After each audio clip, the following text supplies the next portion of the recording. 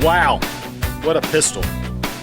The HK USP, or Universal Self-Loading Pistol.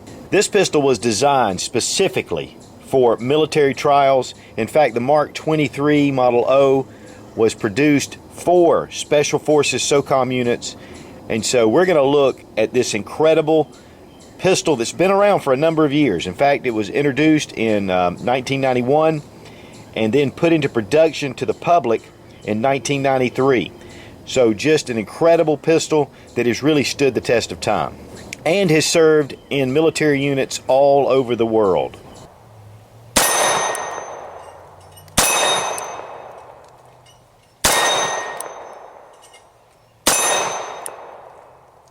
First things first, the gun is unloaded. Now, HK was the very first polymer pistol designer. In fact, even beat Gadsden Glock's design with the VP70. But it was the springboard for Gadsden Glock's Glock series pistols. The USP did replace the P7 HK. But what's really funny is this pistol, the USP, was designed around the 40 caliber. And 40 caliber Smith & Wesson was the first that was offered in 1993. A little bit later came the 9mm, and then in 95 the USP 45 was introduced. The USP is definitely a full service pistol. They do make the USP Compact, which is a smaller version of this same pistol. Now, the USP has up to 10 different configurations, but with this pistol itself, this is the basic configuration. And at first it is a double action pistol. By pulling the trigger, it will fire, the hammer will actuate. You can fire this, of course, in the single action mode like this. One thing that's really unique about the H&K is that you can carry it cocked and locked. So we have it cocked and locked just like the 1911 style where it's locked down. And then also you have a hammer drop safety. So there are many different ways to secure this weapon and to keep it safe. The frame is a reinforced fiber polymer, so it has a lot of strength to it. We're going to look at the rail system as well and all the different features. But let's first just kind of take a look at some of the external features of this gun. The trigger is also unique. There is a long double action pull and then a crisp snap. But watch the trigger when I pull the hammer back. Your second shot, your trigger is going to be recessed back. So after the first round fired, you're going to have a really short, more crisp trigger that's really conducive to accuracy. Now, this pistol excelled in the military trials. In fact, it's designed against dusty areas and without any kind of fouling or debris, minimal cleanup. It's just really made for all kind of adverse conditions. In fact, it even went not only through U.S. military trials, it also went through NATO military trials, mil-spec trials. And there's a lot of things with temperature, extreme temperatures, all kind of different situations with salt water and freezing cold water, different types of situations that maybe Special Forces units might find themselves. They need to be able to rely on this pistol. In fact, there were a lot of torture tests done. With the Mark III, there were actually 30,000 rounds fired of plus P ammo, and then 6,000 rounds of regular ammo with not one malfunction. The HK-40 had 20,000 rounds fed through one of theirs with no failures. So this is a pistol that you can seriously rely on in a life and death situation. The hard anodized finish on the slide itself is highly anti-corrosive. It is a nitrate finish. In fact, all the metal parts have this nitrate finish. Impervious to wear and impervious to the elements. In 1994, they did switch from the standard rifled barrel to the polygonal barrel. The polygonal barrel is also featured in the Glock. But one of the downsides of having a polygonal barrel is you really shouldn't fire lead reloads in it, or lead bullets. And the reason why is because in the polygonal grooves, the lead will build up and can cause a catastrophic malfunction. Now, the weight of these pistols varies from caliber. It comes in 9, 40, and 45. The 9mm is 1.7 pounds. .40 caliber is 1.8 pounds, and the .45 is right under 2 pounds. So it's a pretty solid pistol, but because of the polymer frame, it's going to actually be lightweight. Most of your weight is up in the slide barrel area, and we're going to take a look at that when I break it down, and we're going to talk about some of the recoil reduction systems that go along with this pistol. I'm going to tell you, this pistol is a joy to shoot. Now the barrel length in the 9mm and .40 caliber is 4¼ inches, but in the .45 it runs 4.4 inches, so just under 4.5 on the .45. The 9mm mag capacity is 15 rounds. In the .40, which this is a .40 caliber, it holds 13, and then on the .45 it's 12. But even so, the grip itself is very ergonomic.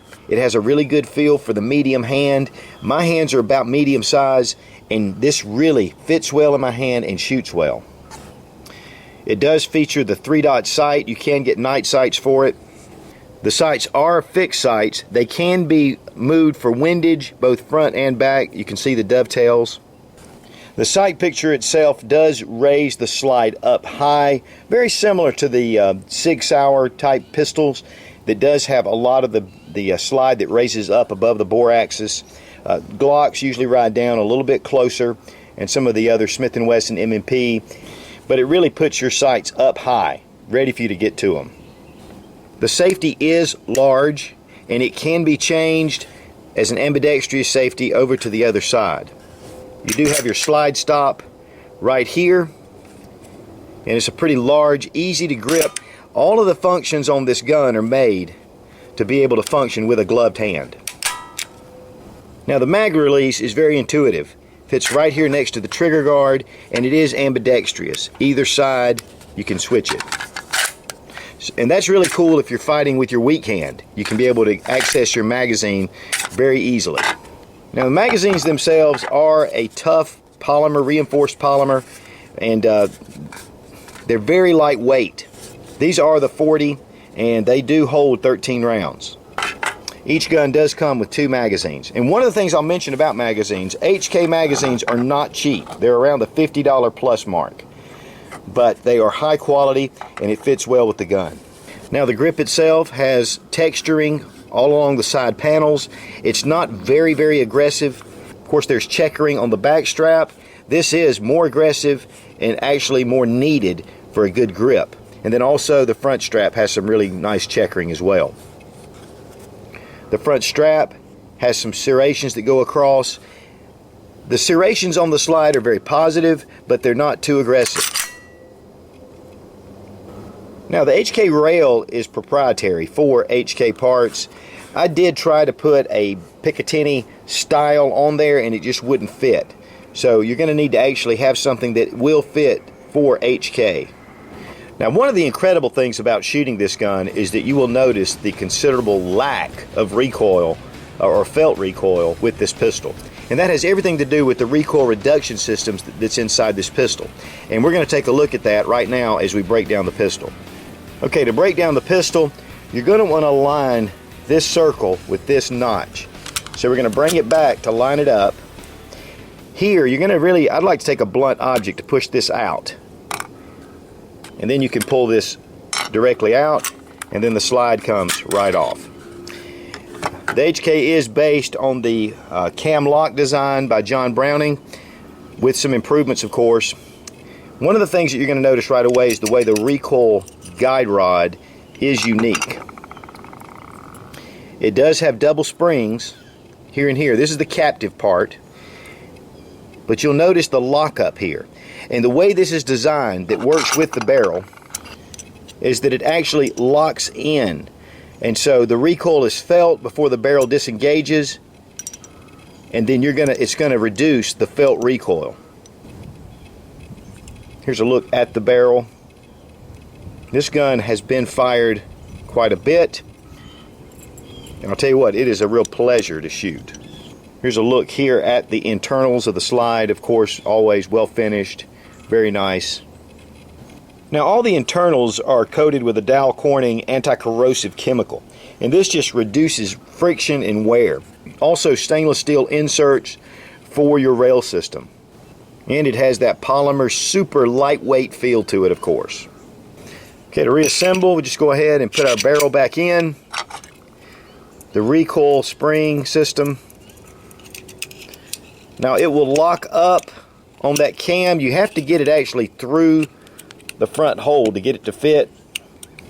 You're going to want to get it inside the little notch. It will kind of pop back a little bit, and then you're ready to replace it onto the rails. Get it in the right position. Slides forward. Back in business.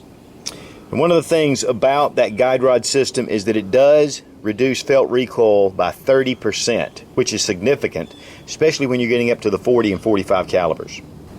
The manufacturer's suggested retail price on this is about $9.25, so it's not inexpensive, but it's worth every penny. You should be able to find this locally in the $800 range, but still, a very high quality pistol that's really finely machined and produced. It's a work of art. We're going to use this 180 grain jacketed hollow point by HPR. Excellent ammunition.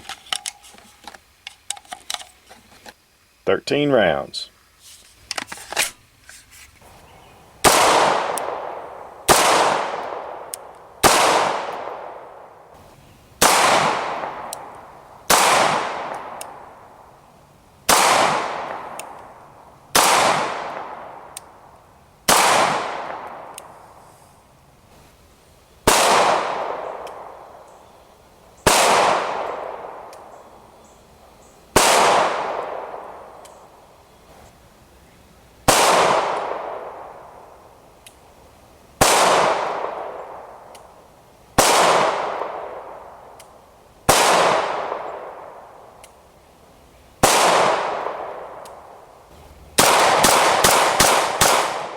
Now the USP has been battle proven.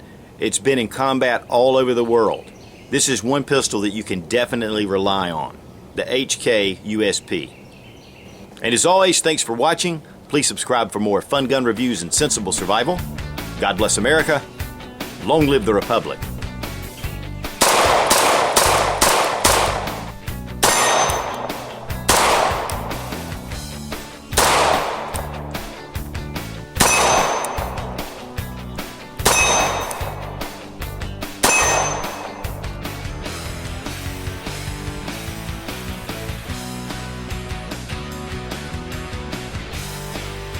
The mag release is unique in that it fits. Whoops, crap.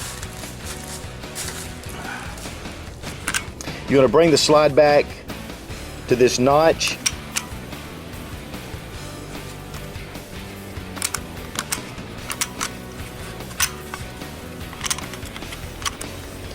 I think Sergeant Rock would be proud of this one.